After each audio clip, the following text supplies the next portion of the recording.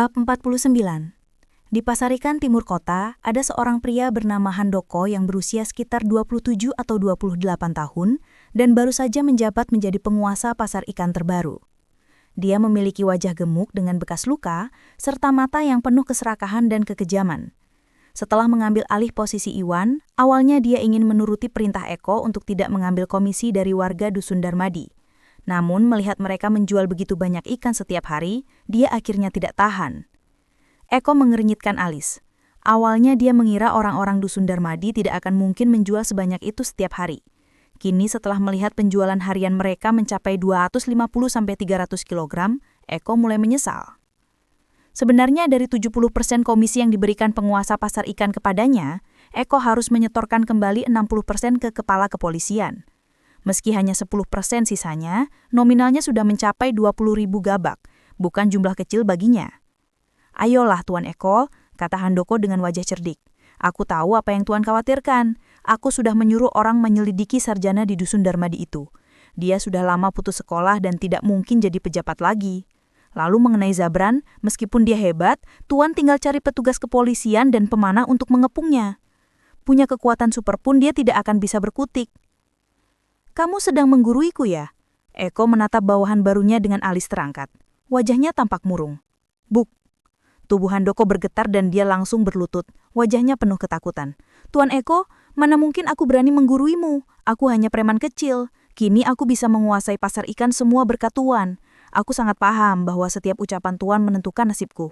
Semua yang kukatakan ini demi kebaikan Tuan. Eko menatapnya sambil tersenyum. Sangat puas dengan sikap Handoko. Bukannya aku tidak mendengarkan nasihatmu, lanjut Handoko dengan wajah getir. Meski aku mematahkan kaki Iwan dan menggunakan kekerasan untuk mengendalikan orang-orang di pasar ikan, tapi orang-orang Dusun Darmadi sama sekali tidak dikenakan biaya, padahal mereka menjual paling banyak. Sementara penjual kecil malah kita kutip. Hal ini membuat semua orang tidak senang. Bahkan ada beberapa yang mau meniru cara kerja orang Dusun Darmadi. Kalau terus begini, bisnis di pasar ikan akan hancur. Bawahanku mulai mengatakan hal-hal yang tidak menyenangkan. Dengan kemampuan Tuan, sangat mudah menindas kelompok perusuh ini. Jadi kenapa Tuan malah begitu menghargai mereka dan tidak mau mengambil uangnya? Duk. Eko mengetuk-ngetuk jarinya di atas meja, sambil tersenyum sinis.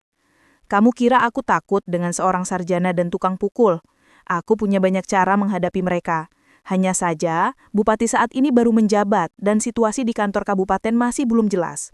Kalau aku bertindak sekarang dan menimbulkan masalah, tidak ada yang tahu apa yang akan terjadi. Beberapa hari lalu, orang-orang Dusun Darmadi menangkap kepala desa Pimola dan mengajukan keluhan ke kantor kabupaten. Pada akhirnya, Bupati benar-benar memenjarakan kepala desa itu dan menghukumnya 3 tahun sebagai tahanan politik. Hah? Seru Handoko kaget.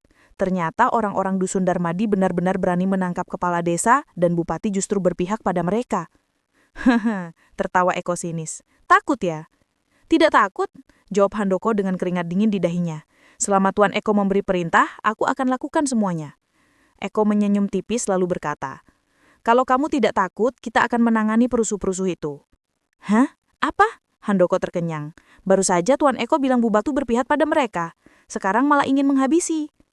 Kalian berdua tetap melanjutkan kegiatan seperti biasa selama 2 hari ini. Setelah aku mengatur semuanya, kalian bisa langsung bertindak. Raut wajah Eko sangat sulit ditebak. Handoko menangkupkan tinju, memberi hormat, lalu pergi. Dalam hatinya ia merasa antusias sekaligus takut. Jika berhasil mengendalikan orang-orang Dusun Darmadi, tak akan ada lagi yang berani melawan di pasar ikan. Namun ia masih tidak mengerti mengapa Tuan Eko tetap ingin bertindak padahal Bupati berpihak pada mereka. Eko menghela napas pelan sambil bergumam. Uang bisa mempengaruhi isi hati seseorang. Dari 70% biaya yang dikutip, sebenarnya Eko hanya mendapat 10%. Sisanya diberikan kepada Pak Rangga. Meskipun 20.000 gabak per bulan itu menggiurkan baginya, Eko masih ingin mengamati situasi terlebih dahulu. Sementara itu, mengingat 120.000 gabak dari 60% sisanya, Pak Rangga sudah tidak sabar untuk turun tangan.